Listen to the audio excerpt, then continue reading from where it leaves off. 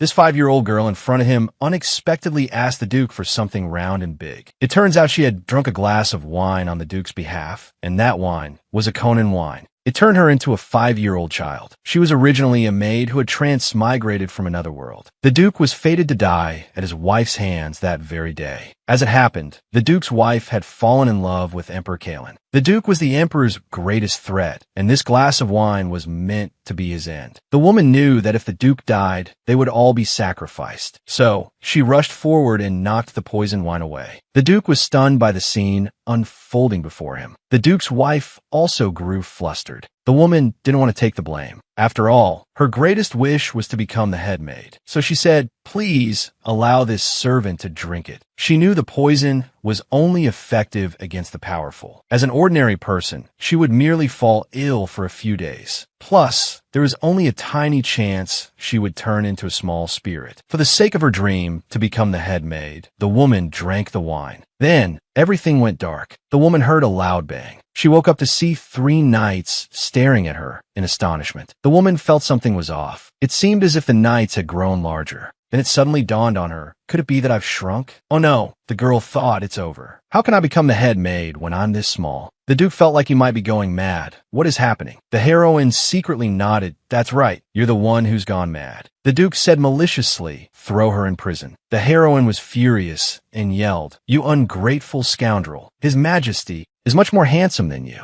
We servants prefer him as well. The Duke said teasingly, I will be sure to remember your words. The heroine thought, I'm doomed. I shouldn't have worked so hard to save money. This girl had clearly saved the Duke's life, yet she was misunderstood. She thought she was going to die before she could even spend her money. But the next thing she knew, she was waking up in a soft bed. Where am I? Aren't I supposed to be in a dark dungeon? This feels so wonderful. Am I in heaven? Then she heard a voice calling to her that you're awake. It was the Duke, the very one who was going to punish her. The Duke spoke haughtily. Why are you still not up? The girl wondered, did he take care of me after I fainted? That's impossible. I'm still in the guest room. What on earth is he thinking? Then the girl saw 3 knights huddled together, peeking through the crack in the door. It seems the butler and the knights pleaded for me. I'm so lucky. Thank you all so much. It looks like there's hope for me to become the head maid after all. The Duke sensed someone was peeking. Just as he was about to turn, the door slammed shut with a bang. The girl looked at the Duke's sullen face. She quickly said, I'm your savior, you know. Could you please not be so scary? Then I suppose I should thank you, he replied. Pray tell, how should I do that? The girl thought, I'm doomed. I forgot he's supposed to be the ultimate villain. Then, the Duke suddenly spoke with a gentle expression. Just tell me what you want. Good heavens, a gentle Duke is even more terrifying. I need to think this through. Asking for some money should be all right, shouldn't it? I want something round, big, and yellow. You know, the thing that everyone likes. If you don't wish to give it to me, then please just forget how I risked life and limb to save you. The girl then wore a triumphant expression, as if her cunning plan had succeeded. The Duke was stunned for a moment. So, it's compensation you want. Very well, the Duke said as he walked away. I will give you a compensation you'll be satisfied with. The girl thought excitedly. I wonder what it could be. She was so excited. The day of the compensation arrived. The butler's voice was heard, miss. It's time to wake up. The girl was bewildered. She still thought of herself as a servant who should be getting up to peel onions. Even if she was small now, she couldn't just live here for free. The butler then introduced her to the maids beside him. This is Miss Hill Bason. Everyone present was instantly dumbfounded. The girl thought to herself, the Bason family? Isn't that the family known for being wicked beyond redemption? Just from hearing the name, the maids began to tremble uncontrollably. Cher still thought everyone was acting. To tease them, she said, hello, everyone. The maid was so scared she fell to her knees. Cher hurriedly said, Hannah, what's wrong? The maid collapsed and didn't get up. People nearby immediately started shouting, it's a curse. This must be a curse. A curse that can kill someone just by calling their name. This girl merely called the maid's name, and the maid collapsed, unable to get up. The reason was simply that the maid heard the name of that family. And our heroine is about to join this very family. Just as the girl was enjoying a delicious feast, the Duke said to her, I heard you scared a maid into fainting. The pitiful-looking girl said, it's not like I did it on purpose. Is that so? On the battlefield, I don't intentionally make my enemies tremble at the sound of my name either. The girl thought to herself, this Duke, he really is an irredeemable villain. The Duke leaned closer and said, how can you go to that place if you're this timid? I'm not going. I'll be a maid here for the rest of my life. I've heard that if you so much as say, what are you looking at? To them, you'll get your head chopped off. That's the 32nd time you've said that since you turned into a child. The girl stared at the Duke, thinking, he keeps mentioning this. He can't be serious about sending me there, can he? But here, there's only one great villain. That place has a full 3 of them. Besides, it's not like there's another place that never requires overtime and pays quadruple the salary. The girl wanted to make herself cry to end the conversation. The Duke saw her red-rimmed eyes and said gently, look at your silly face. Here, have a cookie. The easily pleased girl immediately cheered up. The Duke called for the butler and asked him to bring a document. The Duke said, Cher, look at this. The girl froze. He actually called me by my name. I've only ever heard him call his fiancée by her name. What you drank in my stead wasn't the poison you thought it was, but a curse 100 times more vicious. Whether one has magical powers or not, it is absolutely fatal. And yet, you survived. If you hadn't stopped me back then, I would have been the one to die. Moreover, the duchy would have fallen into his hands. Seeing the sorrowful Duke, the girl reached out her small hand and patted him, thinking, if only my older self was a powerful magician.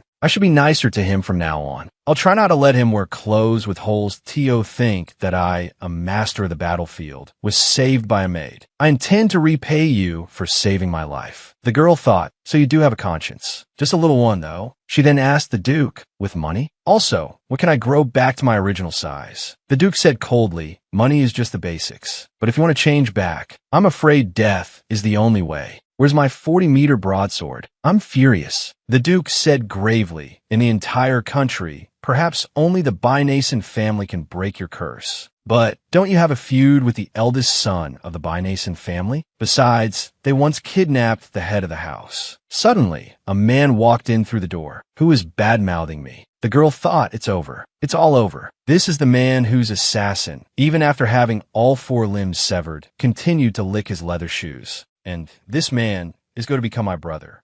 For this, the Duke was willing to pay an unimaginable price. Just when the girl thought it was all over for her, the man said, this maid has some nerve. The girl, in turn, sized him up. That's the uniform of a royal knight, and that crest represents his noble status. A knight, yet he carries no sword. Without a doubt, he is that man. But why is he here? He's not on good terms with the Duke's family. He not only kidnapped the head of the house, but also the temple's saintess, Laina. His goal was simply the Grand Duke's mine, which was rich in rare magicite. Back then, the entire nation was trying to find a way to rescue the temple saintess. So, the Grand Duke led the White Knight Knights on a raid against the Bason family. That's also how the saintess and the Grand Duke met. The strange thing was, the saintess herself was completely unharmed. This suggests that while the family is certainly not good, they aren't just common thugs either. The girl saw the eldest Bason son rise and bow. The man chuckled to himself, then said, little brat, I don't accept such intimidating greetings. The girl ignored him and started drinking her tea. Looking up, she found the man staring at her and met his gaze without being polite. After a few seconds, the man said, are you an assassin or a double agent? With a blank expression, the girl replied, I'm just an ordinary maid. Then, the man said to the Duke, she's too ordinary. She doesn't even have horns on her head. How can she become the adopted daughter of our family? The girl thought, so this is actually real. Even if you gave me mountains of gold and silver, I'd have to refuse. Just then, the Duke stood up and invited the girl to go to bed. They must have an ulterior secret. After the girl left, the man said, the prize for taking in that kid is the mine. Actually, I don't really want the mine anymore. I prefer your dragon bone sword. Hearing this, the Duke smiled politely. Then he spoke, and the atmosphere between the two suddenly became strangely tense. The girl, pretending to be asleep, was eavesdropping on the 2 villains' conversation. She accidentally overheard a certain sentence. If your 6-year-old little fiancé heard this, she would surely be devastated. Hearing this, the girl woke up with a start. What fiancé? The 2 men looked at the bewildered girl. That I know that to break the curse on me, I have to go to the Bason family. But what's this about a fiancé? After listening for a while longer, she finally understood. Ever since the Duke broke off his engagement, the Empire feared that the Duke's existence would threaten the Emperor's position. So they wanted the Duke to enter a political marriage with the Emperor's niece. And the plan of these 2 villains was to have the Bason family be responsible for breaking my curse. Then the villain would get the Duke's mine. This mine not only represented great wealth, but also produced or that could be used against magical beasts. It was a strategic resource. I just didn't expect that the mine they couldn't get even after kidnapping the family head would be handed over so readily just to break my curse. I'm afraid only the mine could persuade the Bason family. It seems my curse isn't so simple. For me, this means I have to live with the Bason family for 3 years. Then, after the curse is lifted, I have to go back and become the Duchess. For the Grand Duke, this both repays the debt of saving his life and avoids the fate of a political marriage. It seems the Grand Duke thinks that rather than finding someone else, it's better to have a contract marriage with me. The imperial law is monogamy. After marrying me, he naturally can enter the political marriage. For the Duke, 3 years is enough time. After getting married and then divorcing a few years later, they can go their separate ways. But the thought of having to live with the Bason family for 3 years is agonizing. After all, this is the man who made his own father cry in fear when he was just 12. Wait, why is he holding me all the time? When I doze off, he even pats my back. This makes me feel that things are even stranger. Is he treating me like a small animal? But the man was thinking, even my own brother won't let me hold him. She's so cute. Then she heard the Duke say, I will do my best to repay you. The girl said, thank you so much, but you still have to be careful of the temple's revenge. After all, you stopped them.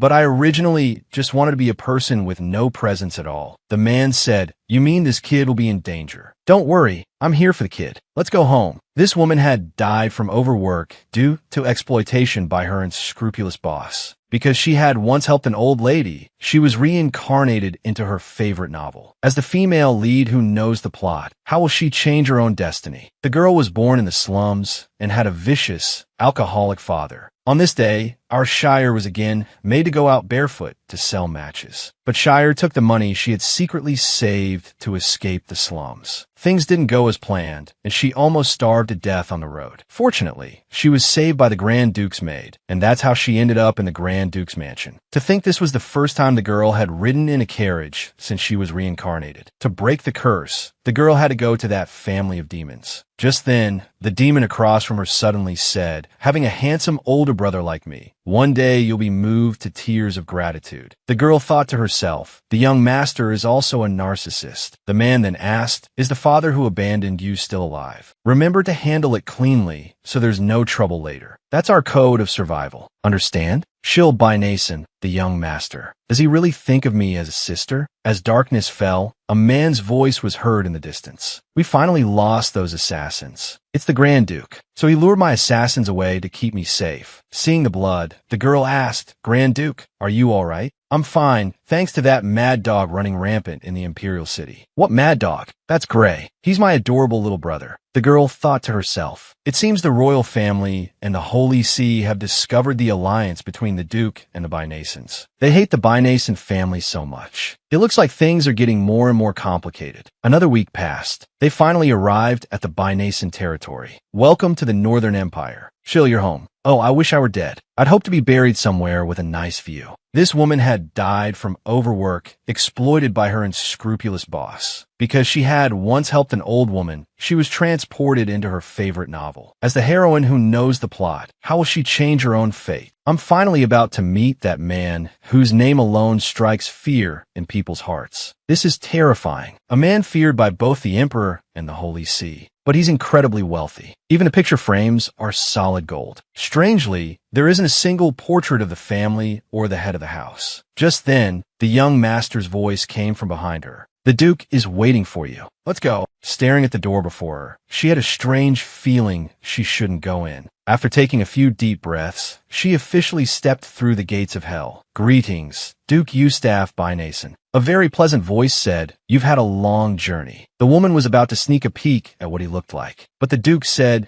to look at me directly is to plot treason. The heroine suddenly looked straight at the Duke. The Duke asked, bewildered, this is the assassin from the Grand Duke's household. I'm just an ordinary maid. Seeing the disbelief in the Duke's eyes, The girl felt she was doomed. She immediately became serious and said, "Please believe me." As she said this, she pinched the young master's arm, thinking, "Quick, save me." The young master said, "She's still just a child. Please forgive her. She's under a curse that has made her body smaller and lowered her intelligence." The Duke said, "If you wish to join the Bason family, prepare to undergo the official test. Trust me, it will be an unforgettable experience." After they left, the young master said, "Don't worry. It's up to me now." The girl thought, "That man clearly wants the mine, yet he's so meticulous. He's truly a remarkable figure." To prepare for the test, you have 10 minutes to memorize all of this. The maid brought a gift from the young master. It was actually poisoned to ensure a peaceful death. All because I'm about to take the Duke's test. I looked at the mountain of historical documents piled up in front of me. The girl thought, what if I try to act cute with the Duke? No. He'd think I was a lunatic. It might end up even worse. After all, I'm just an adopted daughter. I've made up my mind. I have to pass this test. Come to think of it, this family only has a 20-year history. How can there be so much material? The girl picked up a book and glanced at it. Isn't this all stuff I already know? This is a godsend. By the way, young master, have you memorized all this? What are you talking about? How can I memorize it? I always just beat up the examiner. Thank goodness I followed this novel so closely. I know the content like the back of my hand. Maybe I can really do this. Test, here I come. 2 days later, it was time for the test. The maid said, "I will pray for your peaceful rest." The girl thought, "Oh, thank you so much. Looks like the poison the young master sent might actually come in handy after all. Can I just back out?" But the Grand Duke promised me a lot of gold coins. And then I would hire 3 knights to cook delicious food for me every day. Speaking of which, this examination hall is gorgeous.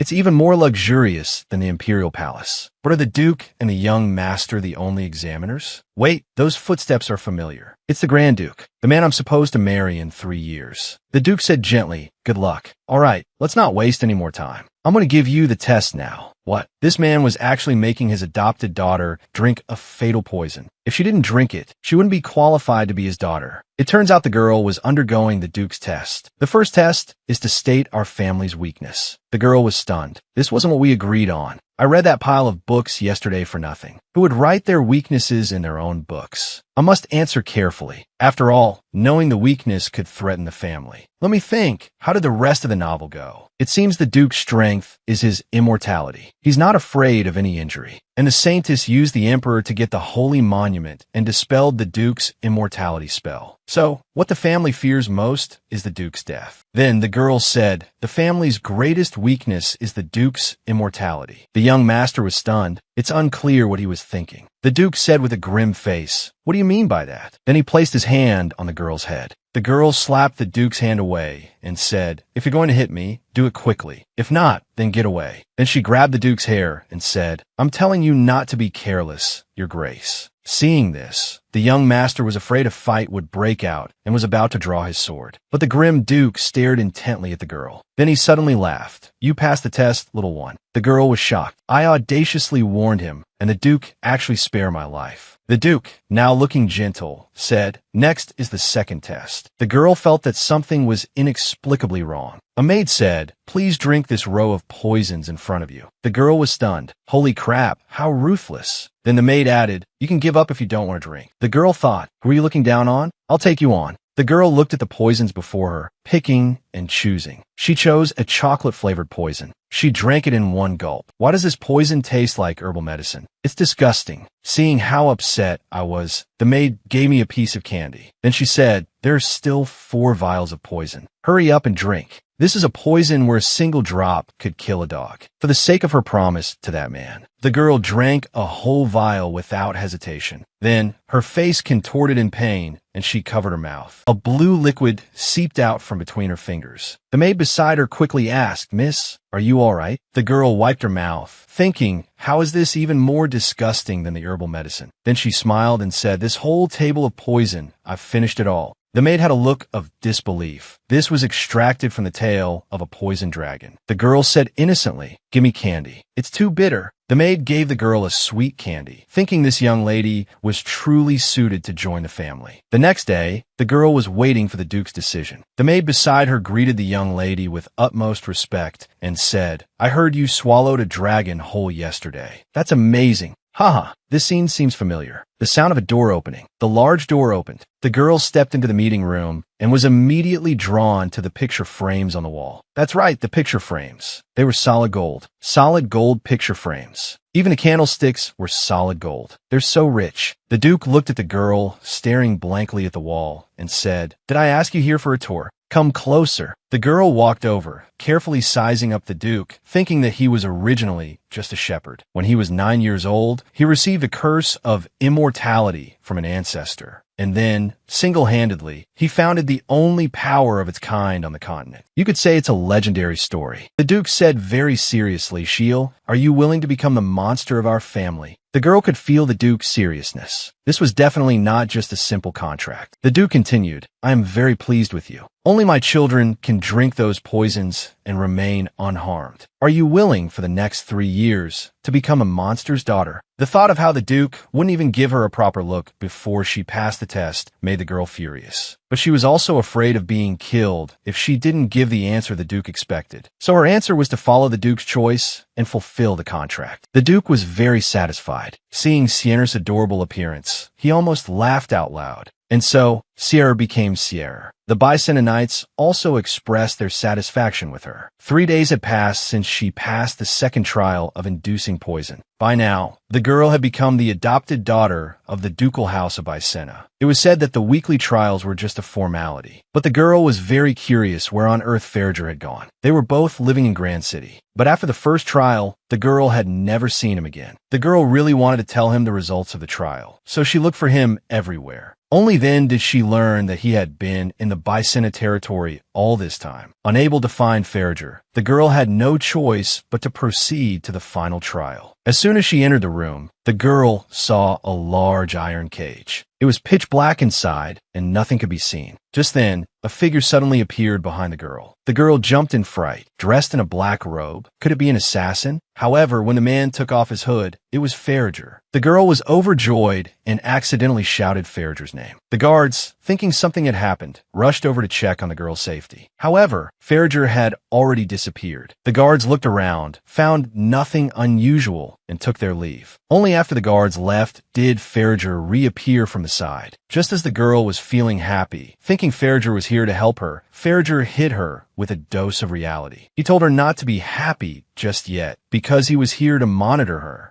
Although the girl was annoyed, she still took out some candy, saying that when the Grand Duke is stressed, eating some candy will help. Ferriger remarked on how quickly she had started acting like a Bicena, despite only being an adopted daughter for a short time. Afterward, Ferriger got down to business. The Yeka and the Bicena are not on good terms. They are only cooperating now due to pressure from the temple. Therefore, Ferriger plans to come for the girl in 3 years. But if Sierra is unwilling, he plans to kidnap her. Although Sierra also felt that the Grand Duke's estate was more comfortable, she was still curious. Can the Grand Duke see through all of Bicena's traps and get me out? But to the Grand Duke's ears, it sounded like, "Can you really kidnap me? You can't even see through the traps." Sierra had to change the subject. She wanted to bring bloody cookies when the Duke came. The Grand Duke was a bit helpless. It turned out he had already brought the cookies. Getting the cookies, and 2 of them at that, made Sierra very happy. She even broke off half and handed it to the Grand Duke. Then, Sierra asked her the Grand Duke had run off to before. It turned out that during the second trial, the Grand Duke was worried Sierra would die from the poison, so he had been monitoring from the outside. He was able to ignore Bicena's tight security and remain completely undetected, as expected of the Knight of the Dragon. Just then, the Grand Duke noticed a commotion outside. It must be Bicena's people. The Grand Duke hit again. At that moment, the Duke also walked in. He turned to look at Sierra and said, "I'm looking forward to seeing what you'll do today." Sierra was speechless, thinking that his expectations would probably cost her life. However, the third trial turned out to be a wolf. Sierra instantly felt that the Duke had no intention of letting her use the Bicena identity as a cover for 3 years, but truly planned to raise her into a Bicena monster. Sierra could only start praying, whether as a duchess or a maid, "Please let me live a long life." Then, Sierra took out her dagger and faced the large wolf. However, the wolf swatted the dagger out of Sierra's hand with one swipe. Sierra had no choice but to turn and look at the Duke on his seat, using her ultimate skill, "Save me, father." But the Duke remained motionless. Instead, the other 2 men drew their long swords. They said, "At a time like this, you're asking the wrong person for help. Everyone, stand aside." Just as the two were posturing, Farrager appeared. He had no intention of backing down, telling Bason dogs not to interfere. But the Duke's arrow had already been fired, stealing the kill. He then told the Grand Duke that he hadn't said he would give his daughter to him. Seeing the Grand Duke being bullied, Sierra subconsciously shouted, "You bad guy, don't bully our Duke." Overly nervous, Hill even pulled out the Duke's hair. Everyone was stunned. Hill was truly testing the limits on the verge of death. He had no choice but to ask the Duke if his hair could grow back, since he was immortal. But the Duke said that Hill was the first person to ever touch his body. This sounded as if he wanted Hill to pay the price. But instead, the Duke hugged Hill and said he would let it go this time. You could tell from Keith's expression how shocked he was. Hill returned the hair to the Duke and then asked if he had been eliminated. Although he had saved his life thanks to a few people, he had also accepted help from others. Suddenly, a middle-aged man appeared and announced Hill's elimination.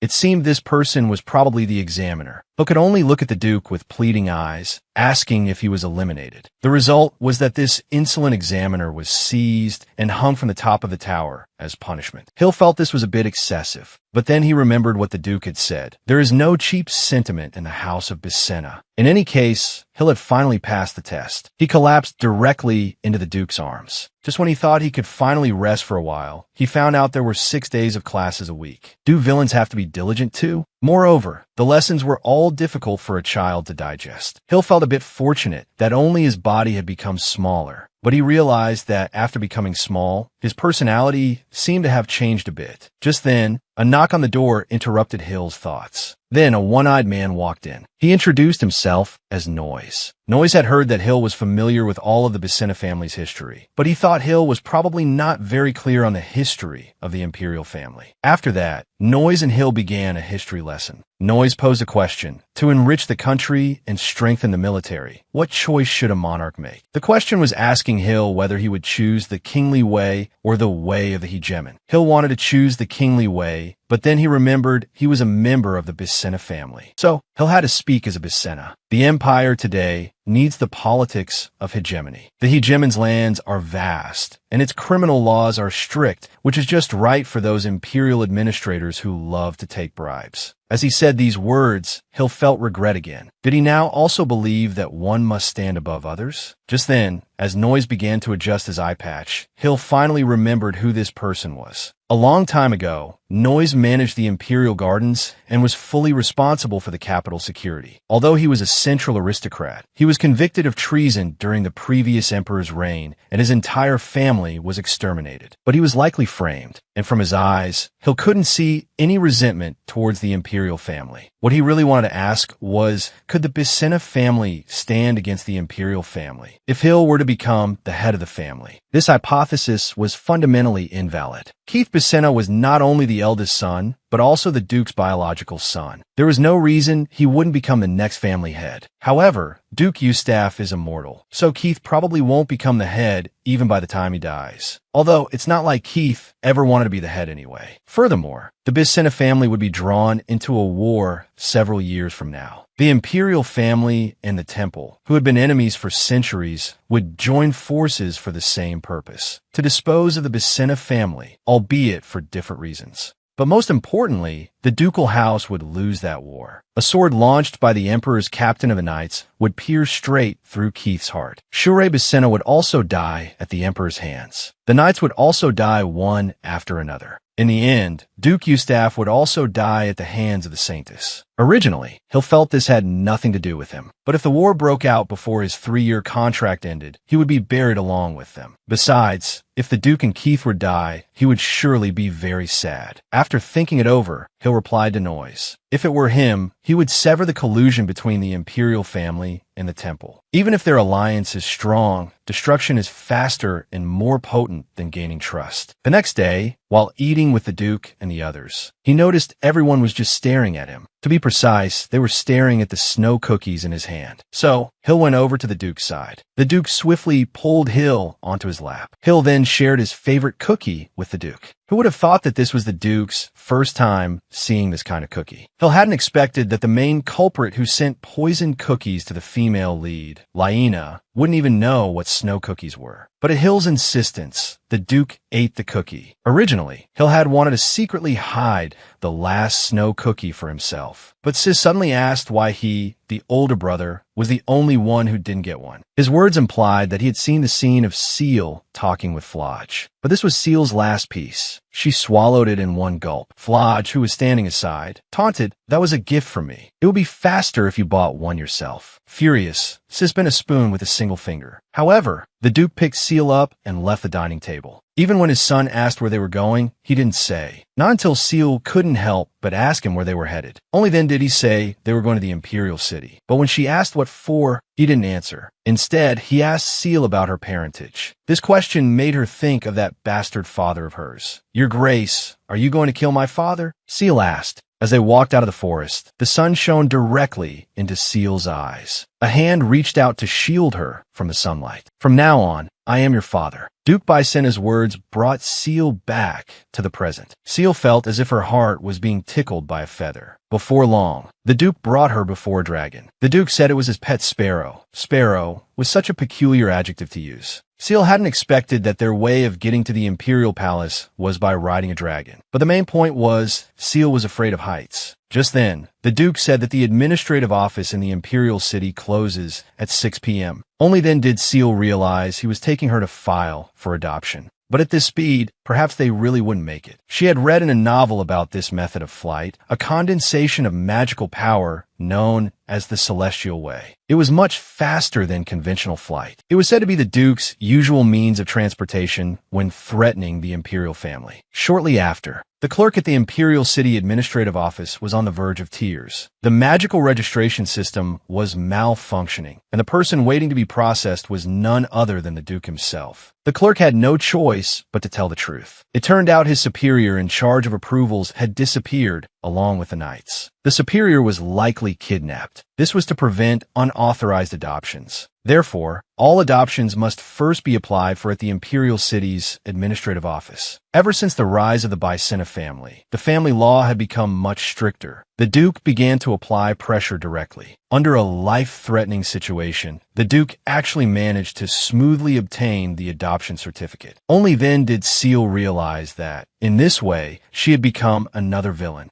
Yeka and Bacena's cooperation gave birth to a villain younger and more wicked than Chile. But after seeing so many snow spirit cookies, Seal suddenly felt that being a villain wasn't so bad after all. And they weren't bought from the store. The shop owner delivered them personally. The Duke also discovered that Seal had absolutely no resistance when it came to food. Returning to the ducal manor at night, Seal couldn't wait to pounce onto her bed and eat her cookies. But a pair of hands grabbed her, asking where she had gone with the Duke today, without a word. And the owner of these hands was, naturally, the jealous Grand Duke. Seeing the Grand Duke's angry expression, Seal became a little frightened. In fact, in the forest that morning, he had heard Flodge's voice from afar. He must have fought with Zulon of the Bicena Knights in order to follow her. Seal truthfully confessed that she and the Duke had gone to the Imperial City. Flodge also guessed that the trip to the Imperial City was for the adoption. Seeing that Flodge was angry, seemingly because she had run off to the Imperial City without telling him, Seal felt a pang of guilt. To her surprise, Flodge simply said that as long as he saw Seal was all right, that's all that mattered. Seal was taken aback, not expecting the emotionally reserved Grand Duke to say something like that. She then gave Flodge a small prize from the cookie box. On the slip of paper inside the prize, it was written, "You may be bidding farewell to someone soon." Flodge tore the slip of paper to pieces. This act made Seal so angry she was on the verge of tears. After all, there was a prize coupon on the back. Flodge had to console her, promising that when Seal returned to the Grand Ducal Manor, he would let her eat to her heart's content. It was then that Seal realized, was the Grand Duke returning to his own manor? Flodge explained that there were many affairs to handle within the manor, and the Imperial family had also issued a summons. Seal understood. The Grand Duke was going to the battlefield again.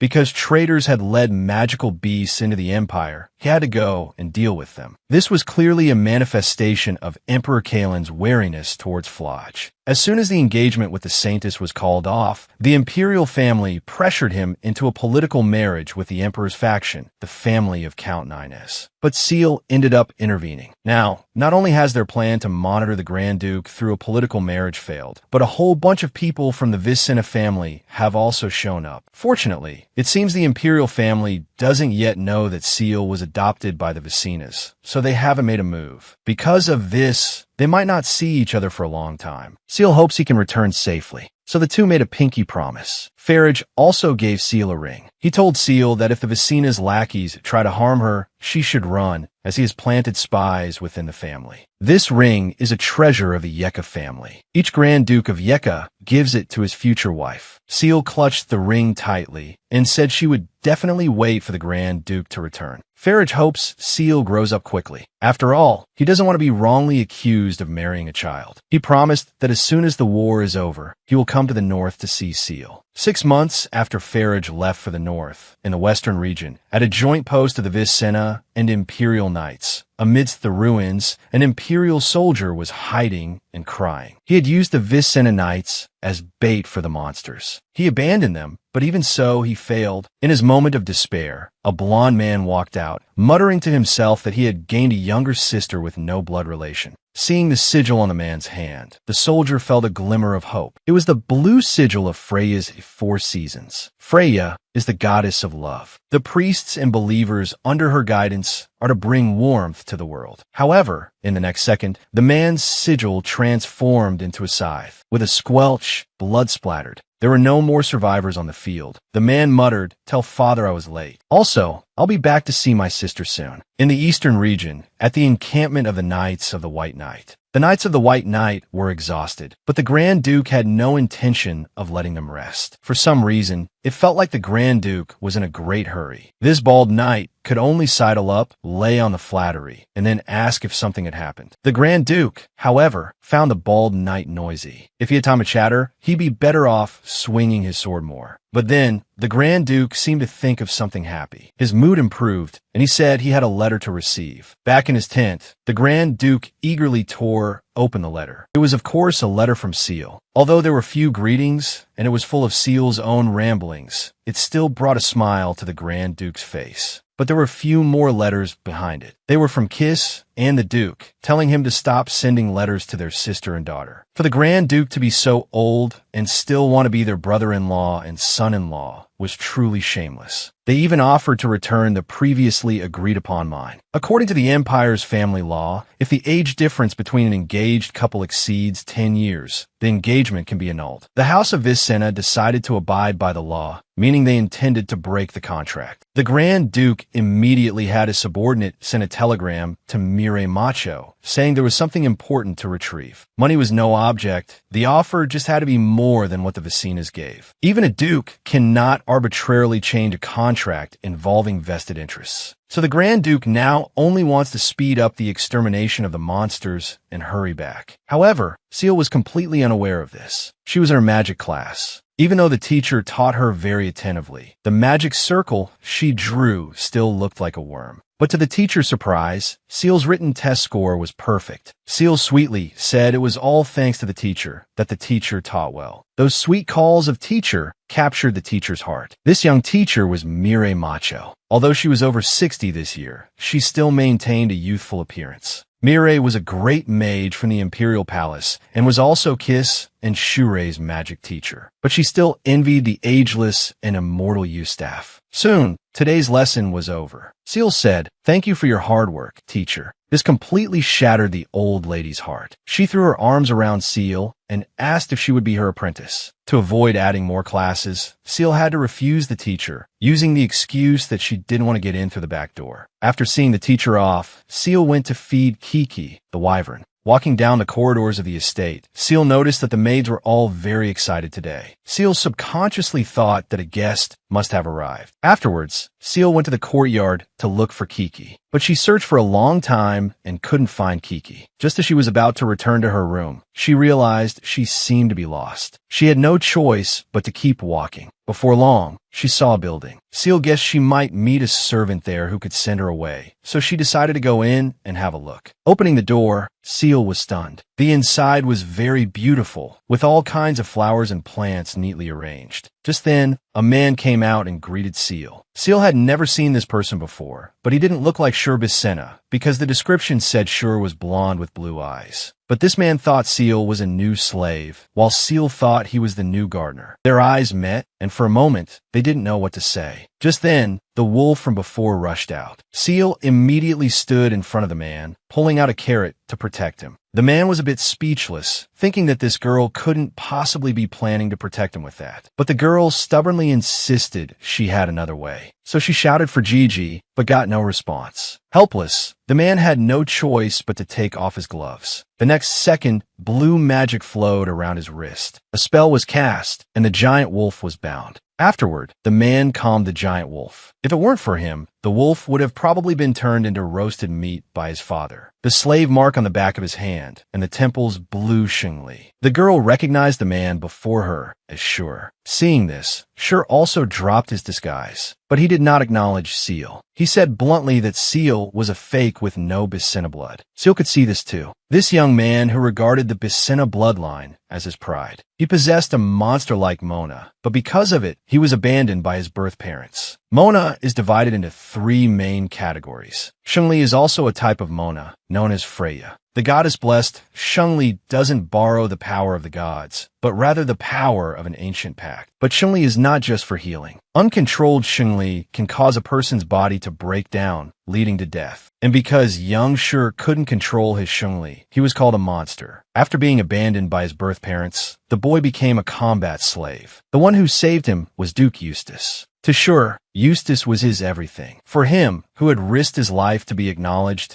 and had finally managed to become an adopted son of the Bason, Seal's existence was simply unacceptable. At this moment, Seal felt so wronged and angry. After coming here, she had been training all this time, yet she couldn't even subdue a single magical beast. Thinking of this, Seal started to cry, but the giant wolf came to comfort her. Gigi also appeared. Realizing that Gigi had intentionally not appeared, Seal cried even louder. Afterwards, Shur went to the Duke's office. Eustace began to reprimand Shur not only for returning late, but also for causing trouble by killing the son of a high-ranking noble. And at a critical time, when the royal family and the temple were jointly applying pressure. Rather than a parent, Eustace was more like a master. But he was the only one who took Shur in. Although he knew the Duke was a bad person, Shur still took the Duke's hand. Shur once thought his father was a man without feelings. But the expression on his father's face when he looked at Seal made him extremely jealous. So Shur asked his father, "I heard you've taken in a daughter." But the Duke had no intention of telling Shur his purpose. Instead, he told Shur to teach Seal, just as he had once taught Shur. He always felt that Seal, who had survived such a curse, was definitely no ordinary person. Perhaps she would become an even more formidable monster than Shur. Seal was searching everywhere for the rabbit doll that her handmaiden had personally made for her. After thinking back carefully, Seal finally remembered. She seemed to have left it where she met Shur. The thought that her handmaiden would be very sad that she had lost it. Seal decided to go look for it secretly. But unexpectedly, as soon as Seal pushed open the door, she saw Shur sitting there drinking tea. Moreover, he was ignoring her presence. Even when she spoke, he didn't respond. Seal had originally planned to find the doll and leave. But when she saw that Shur's afternoon tea included so many sweets, she was immediately rooted to the spot. She stood by the table, staring eagerly at Shur. Although Shur didn't pay any attention to her, he felt a bit helpless under her gaze. In the end, Seal devoured all the food on the table, although Shur was still ignoring her. 2 days later, Seal was chatting with her personal maid, Bonnie. Bonnie was the maid who had given Seal the rabbit doll. 2 days ago, when she saw Seal return, her eyes were swollen from crying, but she didn't ask at the time out of concern. Now, she was eager to know which bastard had made her young miss cry. She declared she would go and take care of them right now. Seal almost forgot that the staff hired in this castle were all wanted assassins. Seal quickly tried to stop Bonnie. At the same time, Seal was very touched that Bonnie cared so much for her. However, this entire scene was witnessed by Shur, who had arrived quietly. He wanted to send Bonnie away because he had something to say to Seal. Bonnie hesitated. If it were this, that would be one thing, but this was Shur.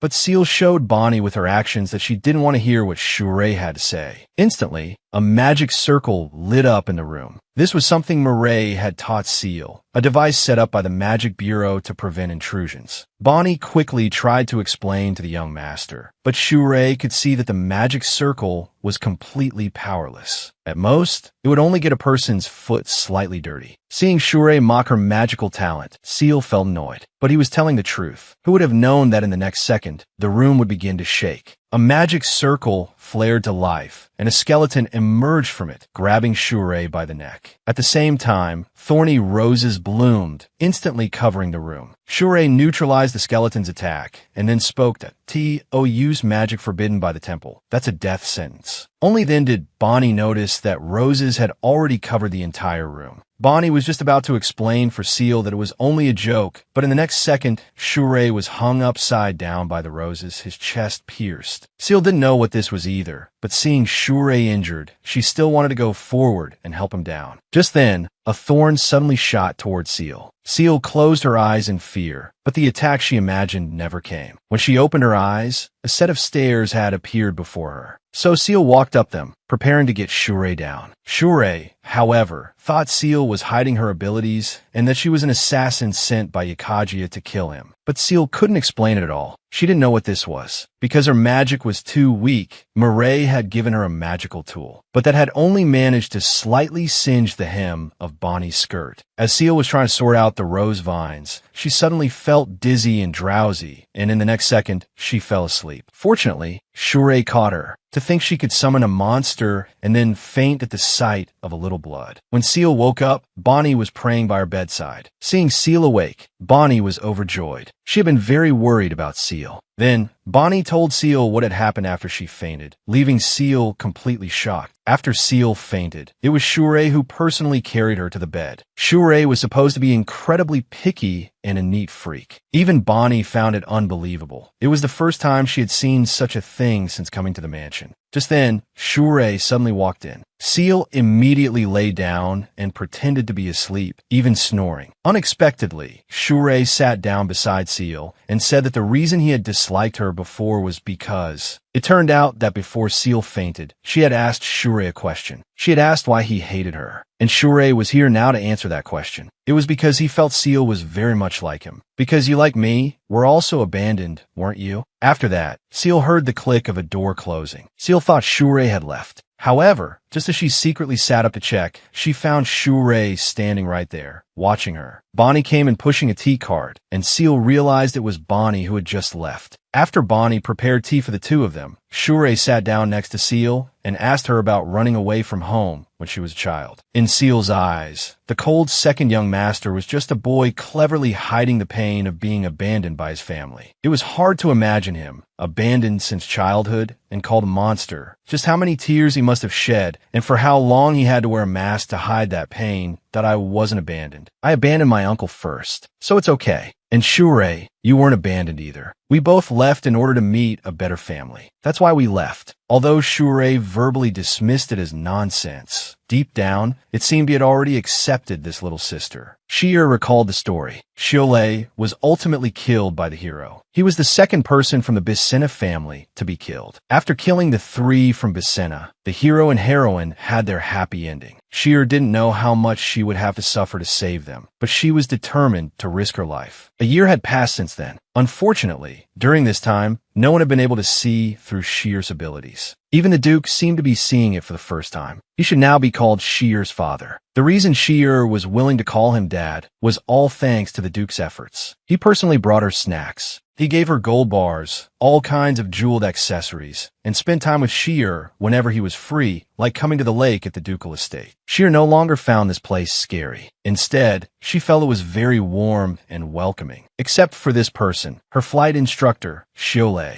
Shure's constant calls of idiot nearly broke Shure's composure. Shure thought she had yet to gain Shure's approval, so she worked hard towards the goal of being acknowledged. Meanwhile, The Grand Duke kept sending letters, although they only contained a brief sentence like, "How are you?" or "Are you doing well in Bason?" Just as expected of the cold Grand Duke, Sheer would send 7 letters, and he would only occasionally reply to one. Sheer couldn't help but guess that he was just changing the numbers, or perhaps ordering his aide-de-camp to reply for him. Just then, Bonnie brought in a pile of gifts from the Grand Duke. They were all books about demonic beasts. So many books. Sheer felt a little hopeless. Then, Bonnie discovered that they were 500-year-old books. Sheer found a section in one book marked with a red piece of paper. Flipping to it, Sheer saw it read, "According to family law, if the age difference between both parties exceeds 10 years, the engagement is invalid." Just then, a letter fell out of the book. Sheer noticed it had a lot of blank space. She couldn't help but have a suspicion. She heated the letter over a candle, and a line of text appeared at the bottom, confirming her theory. It was a message from the Grand Duke. "Sure, wait for me." Sheer was a bit confused. What was she supposed to wait for? No time or place was mentioned. Sheer thought about her current situation. Since they hadn't gone to the Imperial City to register the engagement, the two of them had no official relationship, only a contract between their families. But the curse on Bason, which she thought would be lifted soon, showed no signs of breaking. Sheer now just wanted to grow up quickly, fulfill the contract, and receive her due reward. So Sheer began to wonder if there was another way for them to get engaged smoothly. Just then, a large face appeared and saw her love letter. It startled Sheer. It turned out to be Maid, and it was time for class. Today's lesson was learning teleportation magic. When Sheer heard it was teleportation, she was terrified. The teacher comforted her, saying he would help her. But Sheer had heard that if this magic went wrong, you might only move a part of your body, and your body could be torn to pieces. Thinking of this, Sheer started to miss the Grand Duke. "Please come and kidnap me," she thought. Just then, the teacher noticed that Sheer wanted to see the Grand Duke. So he mentioned that the Grand Duke had arranged to meet with him. But he couldn't tell Sheer the time or place because it was a secret. Then why did you bring it up at all? She thought. But this also meant the Grand Duke was safe. Sheer wondered if this meant she would also be able to see the Grand Duke soon.